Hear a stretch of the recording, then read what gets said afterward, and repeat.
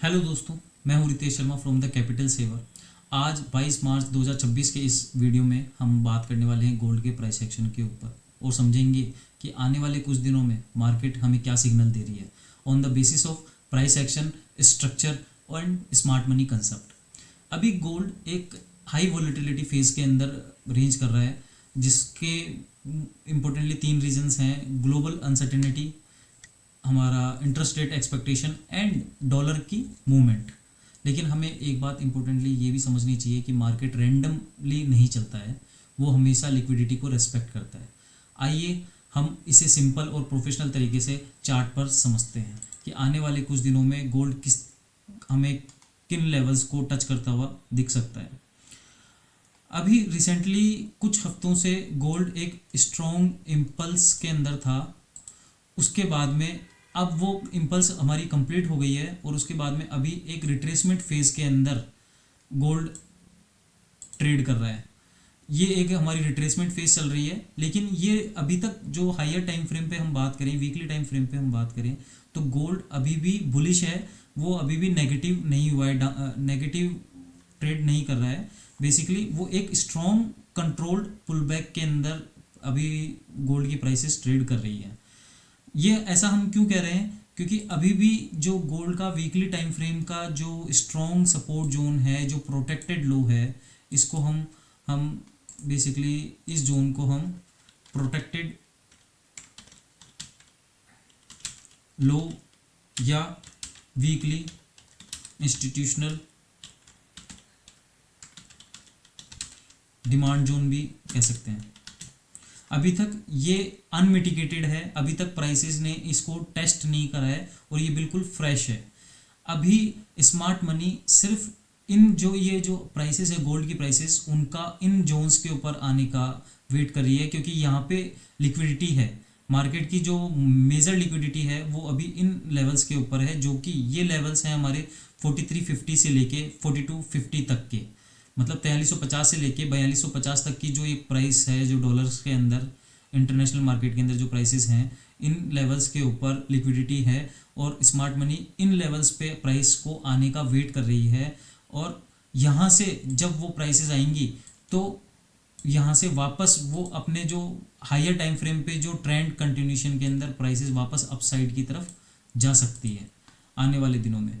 तो मैं अभी जो ट्रेडर्स अपना व्यू थोड़ा हफ्ते 10 दिन का, 15 दिन का, महीने भर का रखते हैं, उनके लिए मेरी रिकमेंडेशन सिर्फ इतनी सी है कि आप इन लेवल्स का वेट कीजिए, इन लेवल्स पे प्राइसेस को आने दीजिए।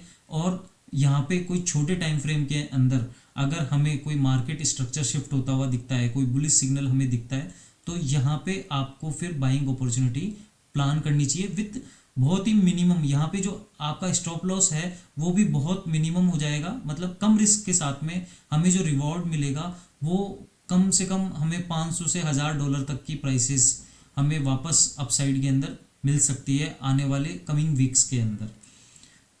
ठीक है, अब हम इसको, ये हमने हायर टाइम फ्रेम पे हमने अभी तक समझा प्राइसेस को, इन्हीं को हम छोटे टाइम फ्रेम पे समझते हैं कि छोटे टाइम फ्रेम पे जो हमारा इंट्राडे प्लेयर्स हैं, जो हफ्ते 1-2 दिन की पोजीशंस कैरी करते हैं, उनके हिसाब से अगर हम बात करें तो अभी हम, ये हमारा एक सप्लाई जोन है जो हमें नज़र आ रहा है। इस सप्लाई जोन के नीचे नीचे अभी हम सेलर हैं, अभी हम इन प्राइसेस के नीचे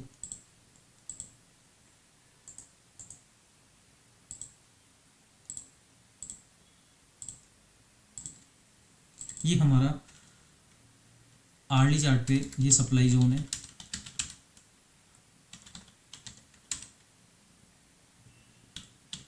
आर्ली टाइम फ्रेम पे ये एक सप्लाई जोन है और यहाँ पे प्राइसेस, अभी यहाँ पे प्राइस ने ब्रेक ऑफ स्ट्रक्चर भी कर दिया है नीचे अपने।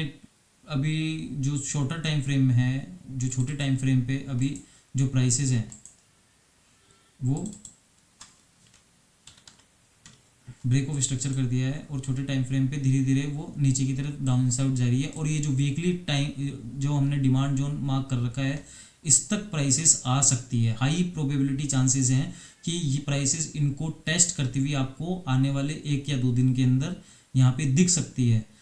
तो हमें क्या करना चाहिए, हमें बेसिकली हम ये प्राइस इस तरीके से हो सकती है कि प्राइसेस यहाँ पे जाएं, यहाँ पे छोटे टाइम फ्रेम में 5 या 15 मिनट के टाइम फ्रेम में आपको ये प्राइसेस कुछ इस तरीके से स्ट्रक्चर कंसोलिडेट होती हुई दिखे।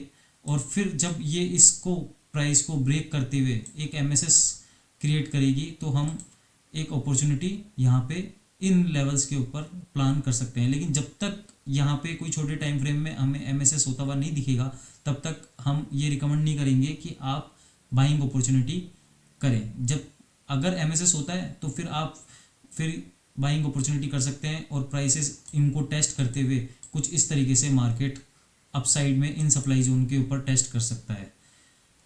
ये अभी हायर चांसेस ये हैं कि छोटे टाइम फ्रेम में, और ये जो सप्लाई जोन जब तक ये 1 घंटे का जो सप्लाई जोन है ये ब्रेक नहीं होगा, तब तक प्राइसेस और अपसाइड जाना अभी मुश्किल है।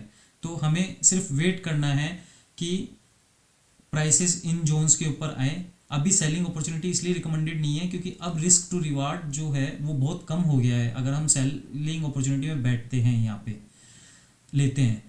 और अगर हम वेट करेंगे कि प्राइसेस यहाँ तक आ जाएं और यहाँ पे कोई स्ट्रक्चर शिफ्ट होता हुआ नजर आए, तो आप कम रिस्क रिवॉर्ड से हमें एक रिस्क से ज़्यादा रिवॉर्ड मिलेगा। और इन लेवल्स पे आके हम हमारी पोजीशन को क्लोज करें और वेट करें कि प्राइसेस इन स्तरों के ऊपर जाके एक पुल बैक देती है, तो फिर हम बायर्स बाइंग अपॉर्चुनिटी आगे के लेवल्स के लिए हम प्लान करेंगे। ये हमारा आज का एनालिसिस है कि हमें प्राइसेस को हमारे जो हायर टाइम फ्रेम के जो डिमांड जोन है वहाँ तक प्राइसेस को आने देंगे, और उस वहाँ पे ही अगर हमें बाइंग अपॉर्चुनिटी दिखती है तो हम बाइंग प्लान करेंगे। Thank you. अगर आपको भी हमारी ये एनालिसिस, ये वीडियो पसंद आई है तो प्लीज़ हमारे चैनल को लाइक, शेयर एंड सब्सक्राइब कीजिए।